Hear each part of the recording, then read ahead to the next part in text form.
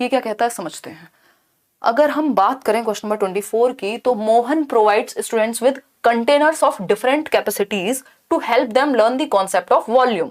यानी मोहन एक टीचर हैं जो बच्चों को कंटेनर्स प्रोवाइड करते हैं, यानी बर्तन दे रहे हैं अलग अलग वॉल्यूम के, जिसमें और Farah ask students to brainstorm on possibilities. Farah दूसरी टीचर हैं, इन्होंने कहा कि ब्रेनस्टॉर्म करो, डिफरेंट डिफरेंट तरीके क्या हो सकते हैं। मान लीजिए पॉल्यूशन कम करने के ब्रेनस्टॉर्मिंग होती है, बच्चे ग्रुप में बैठ के सॉल्यूशन सोच रहे हैं, अलग अलग चीजों पे सोच रहे हैं।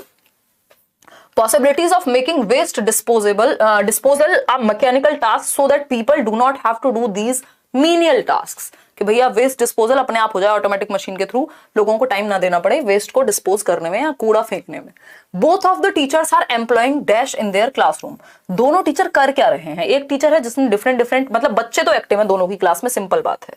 बच्चे क्या है? सक्रिय हैं, चाहे वो ब्रेनस्टॉर्म कर रहे हैं, आइडियाज सोच रहे हैं, चाहे वो क्या कर रहे हैं, डिफरेंट डिफरेंट बर्तन उनके सामने ला करके सिखाया जा रहा है। यानी दोनों टीचर मस्त हैं एकदम, बच्चों को एक्टिव रखने की बात कर रहे हैं। तो बिहेवियरिज्म तो नहीं है। अगर बच्चा एक्टिव है तो क्या होगा? कंस्ट्रक्टिविज्म, रचनावाद, जिससे प्याजे और वाइगोस्की बिलीव करते हैं, जिसमें या बिलोंग करते हैं। और इसी रचनावाद पर आपका एनसीएफ आधारित है, नेशनल करिकुलम फ्रेमवर्क, जो कि एक डॉक्यूमेंट है जो बताता है कि आपको कैसे सिखाना है, कैसे सीखना है। ये सारी गाइडलाइंस एनसीएफ में है। तो ये रचनावाद है, जहां पे बच्चा मीनिंगफुल लर्निंग होगी, एक्टिविटी करके सीखेगा रचनावाद में। प्याजे, वाइगोस्की, ब्रूनर क्या है? रचनावादी हैं। ये कोई डायरेक्ट इंस्ट्रक्शन या ऑपरेंट कंडीशनिंग नहीं है। एक और चीज हम यहाँ याद रख सकते हैं, एक नंबर में क्वेश्चन आया हुआ है, आ सकता है, पूछ सकता है। वाइगोस्की जो है वो सोशल कंस्ट्रक्टिविस्ट हैं, है ना, सामाजिक रचनावादी हैं, मैं शॉर्ट में ही लिख रही हूँ। और अगर हम बात कर रहे हैं प्याजे की, तो वो रेडिकल कंस्ट्रक्टिविस्ट हैं, यानी वो रेडिकल रचनावादी हैं। कौन?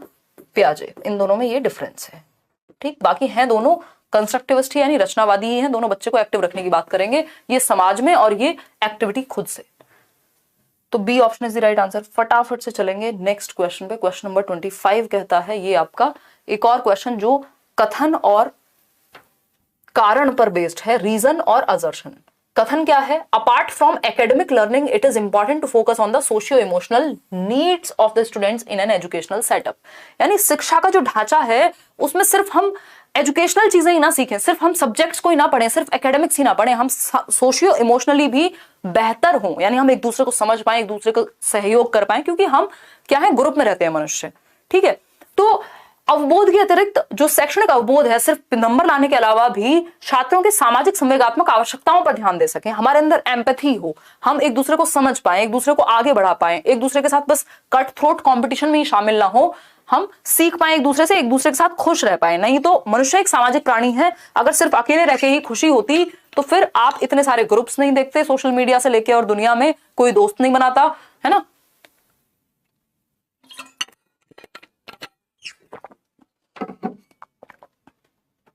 देखिएगा, तो बात तो सही कह रहे हैं ये कि भैया सिर्फ पढ़ाई लिखाई नहीं, सोशियो इमोशनल भी बच्चे की नीड्स को आपको समझना है। सही बात है, ट्रू है ये बात, इसको गलत नहीं कह सकते। इसका रीजन क्या दिया है? Emotions play a significant role in cognition. कि भैया अगर आप बच्चों को इमोशनली सेफ फील कराएंगे, वो अच्छा महसूस करेगा। यदि जैसे आप इस क्लास में मजा आ रहा होगा आपको, अब मजा आएगा तो आप सीख भी जाएंगे। मतलब इमोशंस का आपके कॉग्निशन पे अच्छा खासा प्रभाव है, आपके दिमाग पे दिल का अच्छा खासा प्रभाव है। यानी दोनों ही बातें सही हैं। Both A and R are true and R is the correct explanation of A. यानी दोनों सही है और करेक्ट रीजन दिया है असर्शन का। यहाँ पे क्वेश्चन नंबर 26 देखिएगा एक बार। Understanding errors made by children, यानी बच्चों की जो गलतियां हैं एकेडमिक वर्क में, बच्चे गलतियां करते हैं, इसको समझने से क्या बेनिफिट होगा आपका एज अ टीचर। नोट्स बहुत जल्दी देंगे, थोड़ा सा समय दे दीजिए। मम्मी को गांव लेके जाना है संडे को और थोड़ी सी फुर्सत नहीं मिल पा रही, कर देंगे जुगाड़ बहुत जल्दी। बताइएगा, जल्दी से जवाब दीजिए। आज तो आप लोग 13,000 लोग टिके ही हुए हैं तब से, हैं, जबकि इतनी रात हो चुकी है। सोने का समय नहीं आया क्या आपका? है hi Rishu bro, how are you? नींद नहीं आ रही आज?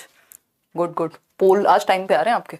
देखिए, अगर हम बात करें understanding errors made by children in academic work, मतलब शैक्षणिक कार्यों में जो आप उसको काम दे रहे हैं बच्चे को, कोई क्लास वर्क है, होमवर्क है, उसमें गलतियों को अगर आप समझेंगे एज अ टीचर तो इससे क्या फायदा होगा। पहला है is relevant merely in assessing students intellectual abilities, यानी केवल विद्यार्थियों की बौद्धिक क्षमताओं का आकलन करने में प्रासंगिक है। नहीं, आपको समझ में आएगा वो समझता कैसे है, सीखता कैसे, उसका स्टाइल क्या है। इज रेलिवेंट ओनली टू जज टीचर्स एफिशिएंसी, नहीं।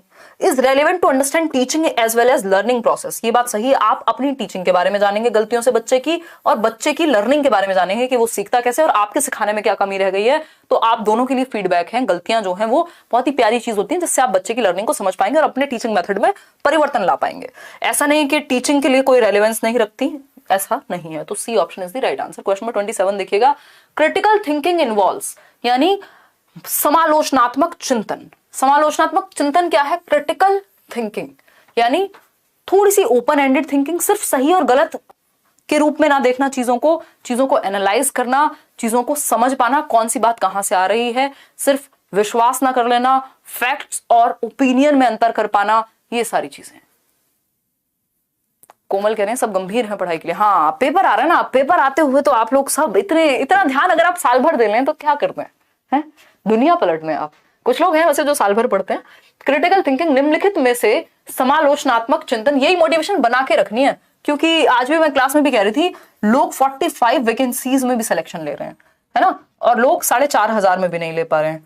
तो अगर आप मेहनत नहीं कर रहे हैं, अगर आप बाहर एक्सटर्नल लोकस ऑफ कंट्रोल रखेंगे कि हम कहाँ धरना दे दें, कहाँ हम ये कर दें, वो चीजें बुरी नहीं है, बट आपके पास जो अभी का मेजर कंट्रोल है वो है आपकी पढ़ाई, कि जब भी मौका मिले आप उस मौके को ना छोड़ें।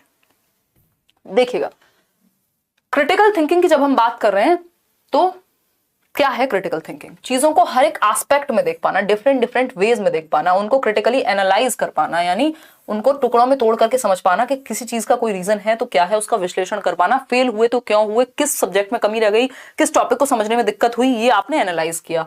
ठीक, मनन, रिफ्लेक्शन करना, रिफ्लेक्ट किया आपने, प्रकाश डाला कि यार ये हुआ था उस टाइम पे, मैंने ये चीज ऐसे कर दी थी, वो गलती अगर मैंने पढ़ के समझने में गलती ना की होती तो मेरे नंबर यहाँ पे आ जाते, मैं पास हो जाता। ठीक, तो ये क्या रिफ्लेक्शन है, आप प्रकाश डाल रहे हैं कि वो गलती बचपन में पहला प्यार में हुआ होता तो आज तो पता नहीं मैं आईएएस होता या होती, है ना, ये रिफ्लेक्शन है। ठीक, अगर हम एनालिसिस की बात करें, रिफ्लेक्शन की बात करें, बिल्कुल क्रिटिकल थिंकिंग में जरूरी होता है। अब आपका प्यारा शब्द मेटाकॉग्निशन। मेटाकॉग्निशन क्या है? इस बार आप क्या है, पहले से ही तैयार है मेटाकॉग्निटिवली, यानी थिंकिंग अबाउट थिंकिंग।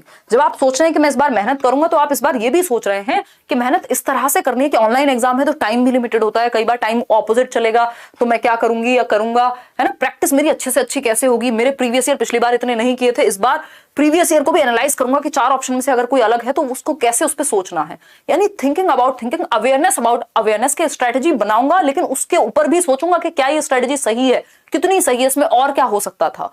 ठीक, तो ये परासंज्ञान है, जब आप रेगुलेट करते हैं अपनी थिंकिंग, प्लान बनाते हैं, कंट्रोल करते हैं, मैनेज करते हैं चीजों को। ठीक, इस पे एक वीडियो अलग से भी बना दूंगी मैं। तो मेटाकॉग्निशन, एनालिसिस, रिफ्लेक्शन तीनों आ जाते हैं क्रिटिकल थिंकिंग में, जब आप किसी चीज पर क्रिटिकली सोचते हैं, अलग अलग पक्षों से सोचते हैं। क्वेश्चन नंबर 28 देखिए, सेकंड लास्ट क्वेश्चन है, फिर आप अपने घर जाइएगा और सो जाइएगा। आई मीन आप अपने घर में ही होंगे, बट फिर भी आप अपने घर जाइएगा और सो जाइएगा।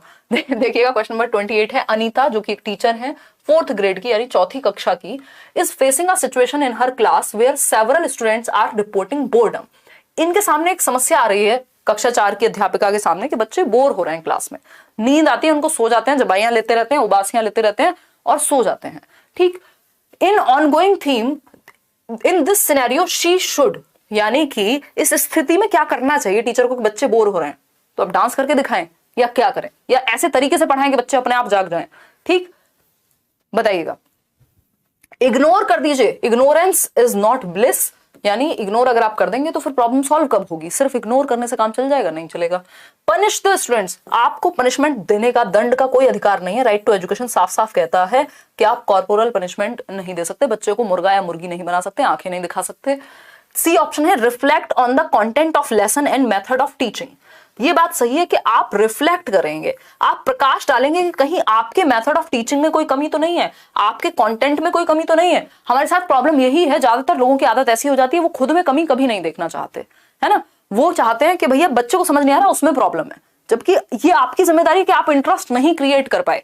नहीं तो इतनी रात को 13,500 लोग, पता नहीं मैं कहां हूं, आप कहीं और होंगे, देश भर में फैले हुए जुड़े हुए हैं। क्यों?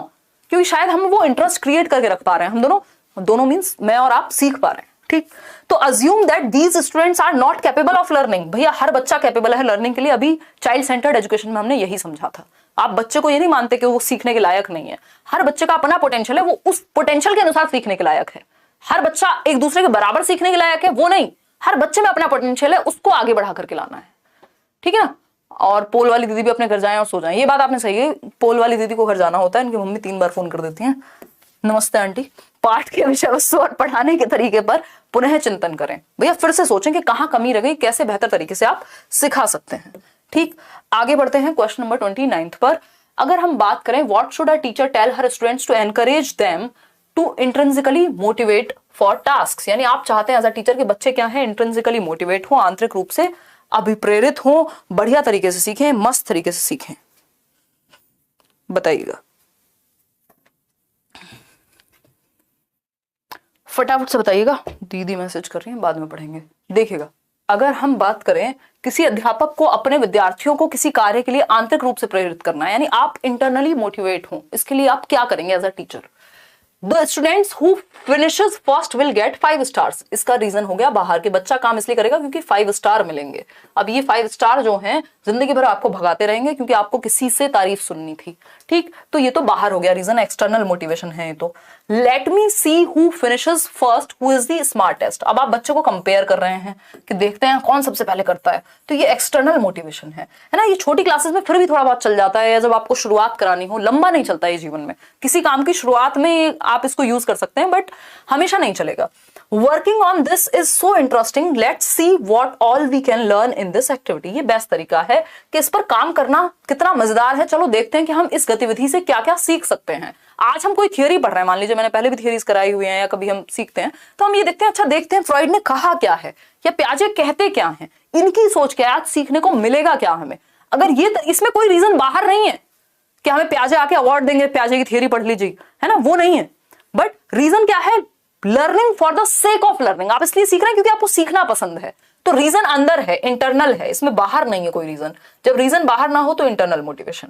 ठीक, those who do not finish quickly, जो जल्दी से नहीं करेंगे, घर नहीं जाएंगे, बाहर रहेंगे, व्हाटएवर, तो C option is the right answer. आज के लिए आखिरी सवाल, पेस ऑफ लर्निंग, सीखने की गति डैश है, पेस ऑफ लर्निंग। पेस समझते हैं ना,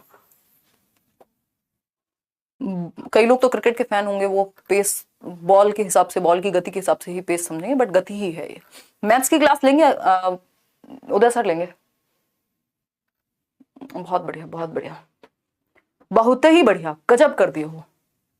देखो अभी क्वालिटी थोड़ी बेटर हो जाएगी, कल हम मिश्रा जी से स्टूडियो थोड़ा अच्छा करा लेंगे, देखिएगा, तो ये कैमरा चेंज हो जाएगा, फिर मैं आपको और ज्यादा क्लियर दिख पाऊंगी और आप मुझे इस कैमरा के पीछे लेटे हुए देखिएगा।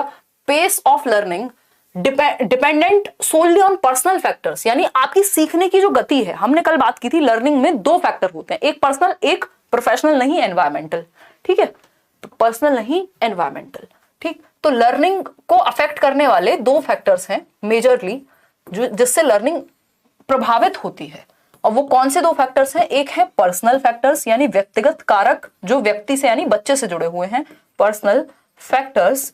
और अगर हम बात करें दूसरे हैं एनवायरमेंटल फैक्टर्स, यानी जो आपके एनवायरमेंट यानी कि आपके वातावरण, पर्यावरण से जुड़े हुए हैं, एनवायरमेंटल फैक्टर्स। ठीक, 2 तरह के फैक्टर्स हैं जो हमारे अधिगम को प्रभावित करते हैं, चाहे पॉजिटिवली करें चाहे नेगेटिवली करें। ठीक, तो पर्सनल फैक्टर्स में बच्चे की एज, उसका इंटरेस्ट, उसका एप्टीट्यूड, उसका एटीट्यूड। एप्टीट्यूड और एटीट्यूड क्या होते हैं, कल ही डिस्कस किए थे। एप्टीट्यूड होता है आपका किसी एक फील्ड में कुछ अच्छा कर पाने की क्षमता, एटीट्यूड होती है जो आपका नजरिया है, जैसा आपके बिलीव्स हैं, जैसा आपकी वैल्यूज हैं, वो एटीट्यूड है। तो बच्चे की एज, इंटरेस्ट, एप्टीट्यूड, एटीट्यूड, जितनी भी चीजें हैं वो सब पर्सनल फैक्टर्स हैं, व्यक्तिगत कारक हैं। एनवायरमेंट में क्या आ जाएगा? उसका स्कूल, एजुकेशन, ट्रेनिंग, न्यूट्रिशन, ये सारे जो पेडागोजिकल मेथड्स हैं, ये सब कहाँ आएंगे? कंटेंट, ये सब एनवायरमेंट का हिस्सा है। ठीक, किसका हिस्सा है? एनवायरमेंट का। क्या सिर्फ पर्सनल फैक्टर्स अफेक्ट करेंगे? नहीं, पर्सनल प्लस एनवायरमेंटल दोनों ही फैक्टर्स बच्चे की लर्निंग को प्रभावित करते हैं। कितने अच्छे इंटरेस्टिंग वे में पढ़ाया जा रहा है और वो कितना इंटरेस्टेड है उस टॉपिक में, दोनों चीजें प्रभावित करेंगी लर्निंग को। तो हम कह सकते हैं कि पर्सनल और एनवायरमेंटल दोनों फैक्टर्स प्रभावित करते हैं। ऐसा नहीं है सिर्फ पर्सनल फैक्टर्स पे ही बेस्ड है लर्निंग आपकी, या सिर्फ एनवायरमेंटल। देखो ये जितने भी सिर्फ वाले ऑप्शन होते हैं ना, इनसे बच के रहिएगा। जहां सिर्फ ओनली लिखा हो ना, बहुत कम चांस है कि ओनली वाला ऑप्शन कभी सही होगा, बहुत कम चांस है। जब तक आप 100% श्योर ना हो, ओनली को ना लगाएं कभी भी, है ना। सोनली, ओनली, है ना, बैलेंस्ड मध्य मार्ग चूज करना है। बुद्धा ने कहा है, सी ऑप्शन है dependent on interaction of personal and environmental factors. ये बात सही है कि जो अधिगम है, जो लर्निंग है, वो व्यक्तिगत और पर्यावरणीय कारक दोनों पर निर्भर करता है कि आप खुद कितने इंटरेस्टेड हैं, आपकी एज के एप्रोप्रिएट आपको सिलेबस या चीजें समझाई जा रही हैं या नहीं, और आपके एनवायरमेंट में कितने बढ़िया तरीके से आपको समझाई जा रही हैं, दोनों ही चीजें प्रभावित करेंगी। इंडिपेंडेंट ऑफ बोथ, ऐसा नहीं है कि व्यक्तिगत और पर्यावरणीय कारक दोनों से स्वतंत्र है, मतलब लर्निंग पे कोई फर्क नहीं पड़ता किसी भी चीज का, लर्निंग ढीठ नहीं होती, लर्निंग पर फर्क पड़ता है, मानिए मेरी बात। क्वेश्चन नंबर 30, ये था आपका